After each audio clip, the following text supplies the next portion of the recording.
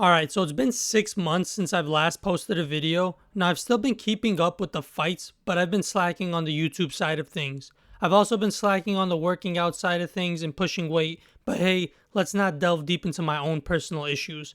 We'll save that for when I feature on an episode of Dr. Phil. Maybe I can throw out a quick one-liner that'll get me famous. Something along the lines of Dr. Phil. You absolutely suck!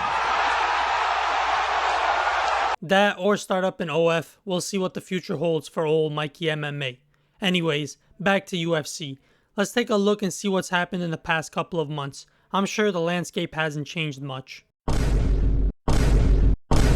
Hold up, Belal Muhammad, the undisputed UFC welterweight champion of the world. Man, does that sound good, huh guys? Just rolls beautifully off the tongue. In all seriousness though, this was no surprise to me. I called it way back when Leon cruised to a decision win against Covington. Leon was never this tough and gritty dogfighter that everyone made him out to be. There were clear signs in the Usman fights and Colby fight where Leon would seemingly give up. He didn't chase the KOs or step on the gas and up the output when he needed to do so. When on his back, he would just accept the position until the end of the round. The guy is and will always be Leon Bland Edwards. But if we're talking bland, then no one is as plain salted white cracker than our undisputed welterweight champion Belal Remember the Name Muhammad. Man, does that sound good? I can't get over it. Hindsight 2020, the fight went just as expected. Belal out grappling Leon and cruising to a decision win.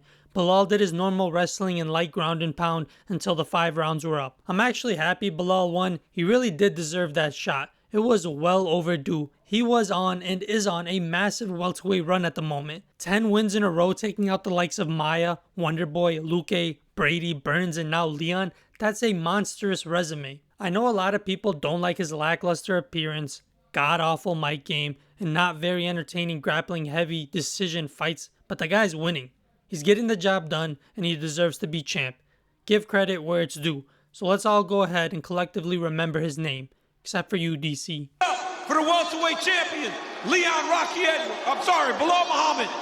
In more recent news, Dricus goes ahead and submits Israel Adesanya for the first time ever. That will probably be the last we'll see of Izzy, and I think it's for the best. I don't know if it's the Dricus effect or what, but Izzy looked awful. He was slow, sluggish, and just a shell of his former self. There were multiple times throughout the fight where I was thinking and plain saying, the old Izzy would have capitalized on that. Dricus fights very awkwardly. Don't get me wrong, and don't take too much away from his performance. Slow, heavy power shots that I expected a counter-striking specialist like Adesanya to easily take advantage of. But it never happened. Adesanya just looked tired, plain and simple. He's reached that magical 35 years of age where most fighters hit that wall and decline. He's got the money, the fame, and the credentials. There's not much left for him to prove. If he had won the fight, it would have perfectly set up the Alex trilogy and another chance at champ status. That's the main thing that would have further cemented Adesanya's legacy, but now we're venturing into the world of what ifs. What did happen was Izzy lost and his performance wasn't very convincing. I wouldn't be mad if he decided to hang up the gloves. I don't really want another repeat of the end of Anderson Silva's career. You know, everyone hyping the guy up because of his past accomplishments, highlight reel promos and storytelling with Rogan and DC saying how good they were in their prime. But in the fight, the guy just underperforms and shows clear signs of father time.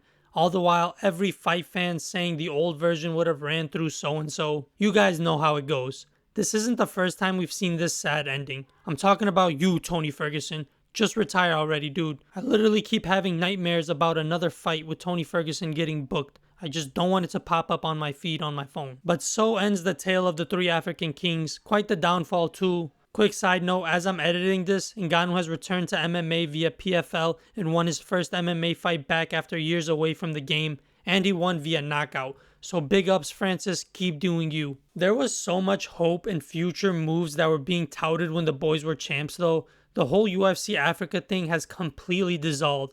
The MMA game is unforgiving, and especially in the UFC, plans change on the daily. Nothing is set in stone, so when you have that belt, you better milk it as much and as quick as possible. Secure the bag and set up some avenue for life after MMA. Open a gym, invest in stocks, make a YouTube channel, or become a real estate mogul.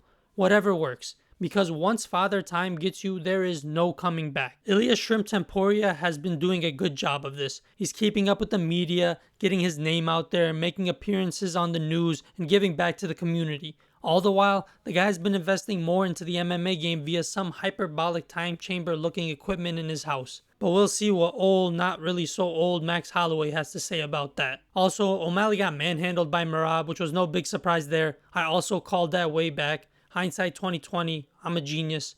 Merab is just a little tank that keeps on trucking. Or tanking. Other than those switch-ups, being out the game for a couple months, the UFC hasn't changed that much. Let's see what we got here. Islam's still champ. Dustin got choked out in a title fight. McGregor card gets cancelled, leaving Chandler on the sidelines waiting patiently, and Alex Pereira, the face of the UFC, swoops in to save the day and puts people to sleep just by looking in their direction. No surprises here, everything just about checks out. Nina's still putting out that cringe content, but we're all still watching it. There's two big reasons why. You guys get what I'm hinting at. And almost forgot, John Jones is still chilling, holding the heavyweight belt captive. The Stipe fight is booked, but I can smell the impending fuckery that will plague that card. All the while, Tom Aspinall is defending the interim heavyweight belt while engaging in Twitter warfare with the champ. And most importantly of all, Chandler has now lost any hope of that McGregor payday, as McGregor is now running for president of Ireland. Yup, everything just about checks out here.